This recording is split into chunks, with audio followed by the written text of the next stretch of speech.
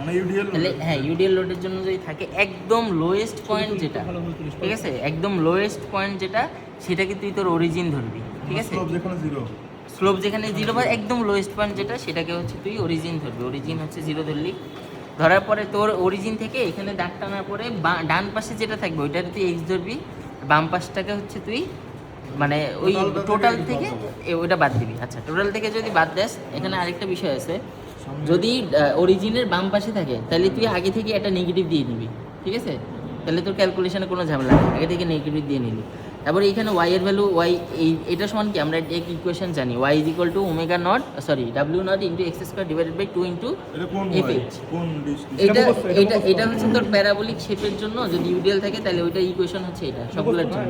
হ্যাঁ, এটা মুখস্থ, W naught X square divided by 2 into F H. আচ্ছা, এফ এইচ জিনিসটা কি? এফ এইচ জিনিসটা হচ্ছে যে কোনো পয়েন্টে যদি আমি টেনশন বের করি তাহলে ওইটার সাথে এই হরাইজন্টাল, ওই টেনশনের হরাইজন্টাল বরাবর যে কম্পোনেন্ট আছে বা আনুভূমিক উপাংশ আছে ওইটাই হচ্ছে আমার কি, এফ এইচ, ঠিক আছে। ওইটা যদি মনে রাখতে না পারোস তাহলে হচ্ছে মনে রাখবি যে কোনো পয়েন্টে T is equal to F H divided by cos theta, ওই পয়েন্টের থিটা। আচ্ছা, এখন আমি সি পয়েন্টের জন্য বের করতেছি।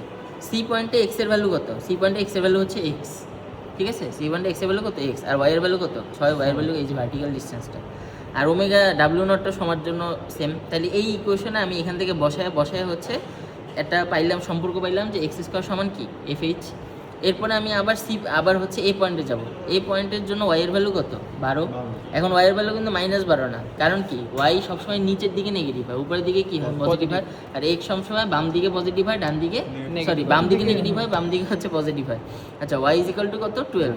আর ডাব্লিউ ওমেগা ডাব্লিউ হচ্ছে তোর দেওয়া আছে, তাহলে এক্স এখানে এক্স এর ভ্যালু কত? এক্স এর ভ্যালু হচ্ছে মাইনাস, তারপর ব্র্যাকেট 30 মাইনাস এক্স। আচ্ছা, এই পর্যন্ত গেল। যাওয়ার পরে এখন আমি হচ্ছে ওয়াই এর ভ্যালু বসাবো, ডাব্লিউ নটের ভ্যালু বসাবো, তাহলে এক্স এর ভ্যালু এটা বসাইলাম, এটা বসাইলাম।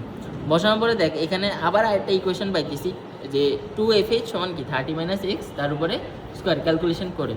এখানে এফ এইচ সমান কি পেয়েছিলাম? এক্স স্কোয়ার, তাহলে এফ এইচ এর জায়গায় কি এক্স স্কোয়ার বসাই দিবি। দুইটা ইকুয়েশন আছে, সলভ কয়টা পাবো? দুইটা পাবো। এখান থেকে এক্স এর একটা দ্বিঘাত সমীকরণ আসবে, এক্স এর ভ্যালু বের করে ফেলবে। আবার এই এফ এইচ সমান কি এক্স স্কোয়ার, ঠিক আছে, এই এক্স এর মানটা বসাই তার উপরে স্কোয়ার করে দিবি, এফ এইচ এর ভ্যালু পেয়ে গেছিস, ঠিক আছে, তোর কাজ শেষ। এক্স এর ভ্যালু পেয়ে গেছিস, তার মানে কি এটার ভ্যালু পেয়ে গেছিস। আচ্ছা, পেয়ে যাওয়ার পরে এরপর হচ্ছে তুই তাহলে বসাবি। আর এখন হচ্ছে তুই মানে টি বের করবি।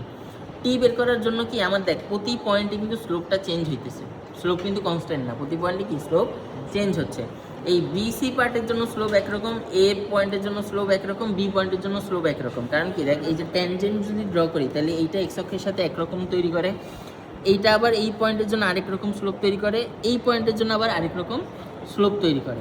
এই জন্য প্রত্যেকটা পয়েন্টের থিটার ভ্যালু কী হয় বা স্লোপ হচ্ছে আলাদা আলাদা হয়।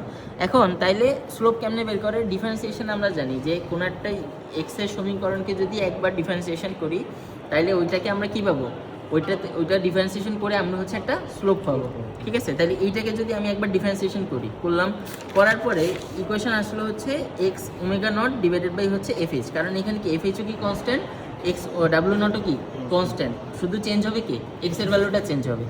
তাহলে আমার ডিফারেন্সিয়েশন করে এটা পাইলাম। এখন এইটা হচ্ছে প্রত্যেকটার জন্য সেম ডিফারেন্সিয়েশন একবার করলে বারবার করার দরকার নেই, প্রত্যেকটার জন্য ডিফারেন্সিয়েশন কি সেম, ঠিক আছে, ডিফারেন্সিয়েশন সেম, শুধু এক্স এর ভ্যালুটা চেঞ্জ হবে।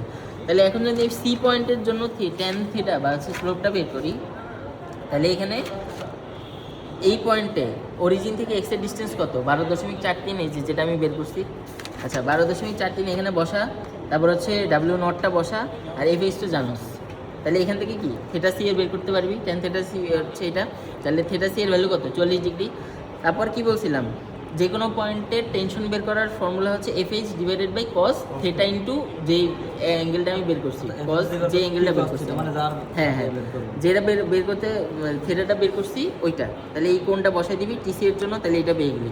সিমিলারলি এ পয়েন্টের জন্য যেটা, বি পয়েন্টের জন্য এটা একই রকম ক্যালকুলেশন।